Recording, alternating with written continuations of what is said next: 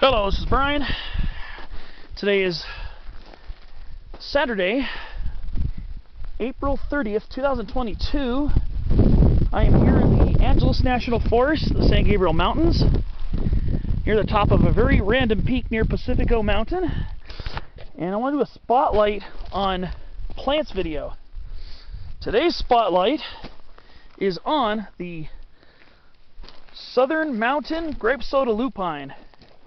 Probably got a billion different common names, but the botanical name is Lupinus excubitus variety austromontana.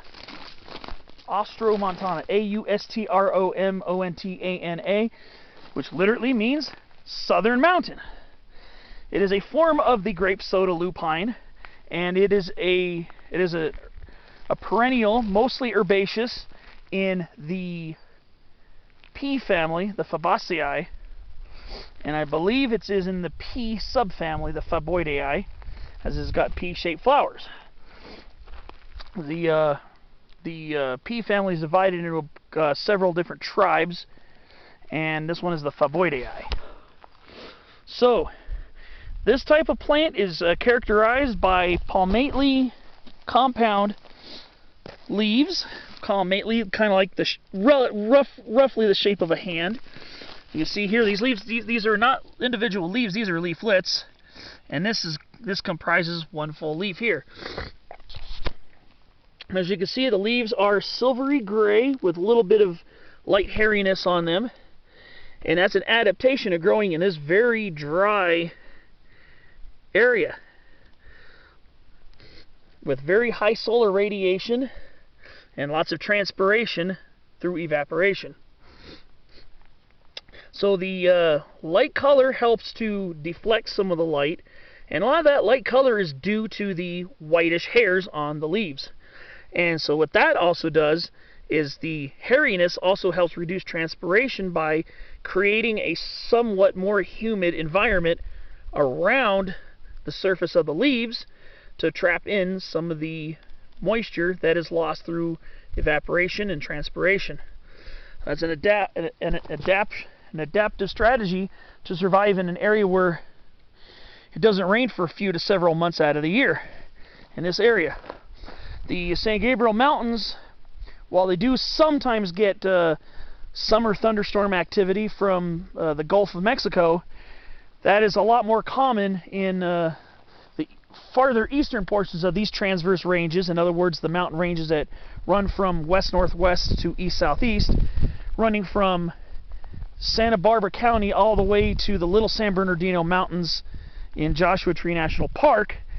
All those mountains from the Santa Ynez Mountains to the Little San Bernardinos are considered part of the transverse ranges. The far eastern transverse ranges, like the eastern San Bernardinos and the Little San Bernardinos, are a lot more prone to summer thunderstorm and summer rainfall. Over here, there might be years where there is no summer precipitation. In other words, precipitation generally falls as snow in the winter. So these plants have to be very, very well adapted to long times without rainfall. So that's where the fuzzy silvery leaves come in. Now let's go talk about a very, very noticeable part about the plant: the flowers. These flowers are absolutely brilliant, a beautiful purple with a little bit of yellowish by the keel. And you can see here, you can see little yellow spots in there as well. So, and you've also heard the name Grape Soda Lupine. It is a form of Grape Soda Lupine. So if you smell the flowers, they have a wonderful grapey fragrance, absolutely astonishingly fragrant. Beautiful, beautiful flower, very fragrant. And you can see there's more of it growing all around this area. So it's pretty common, especially in these open, open areas of decomposed granite soil, to see this plant growing, especially on the edge of shrubs and trees. But a lot of times they'll be while out in the sun. So you might get some shade during part of the day. So that might help also retard water loss. But Grape Soda Lupine is fruit is a seed pod, like other species of Lupinus. The fruit is a seed pod, probably about that long, and it's got a few to several seeds in it. A lot of lupine seed pods are quite small, so it might be a little bit smaller, but I usually have quite a bit of difficulty telling the lupines apart. But when I was hiking up here, I smelled that fragrant kind of grape soda-like smell. And that's how I knew it was a variety of Lupinus excubitus.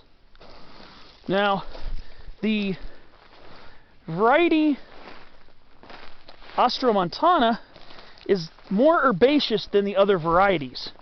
It won't get a very strongly woody stem like the Lupinus excubitus variety excubitus, the typical form of grape soda lupine. So the regular grape soda lupine forms more of a shrub, an actual shrub with woody stems. But variety austromontana is primarily herbaceous and much lower growing. It doesn't form a shrub, it forms a kind of a matted perennial herb with erect flower stalks. So check on my description for the range of the plant, full range. But it is common here in the parts of the San Gabriel Mountains, and I see it every year. And I wasn't sure what species it was until I hiked up here today and I smelled the fragrance, which, if there are a lot of plants, can be quite noticeable. It's not extremely strong, but if you get a lot of it together, it can be very noticeable. So that's going to do it for this spotlight on plants. The beautiful Southern Mountain Grape Soda Lupine, Lupinus excubitus variety austromontanus. Now a spotlight on plants. Thanks for watching, and I'll see you on another episode of Spotlight.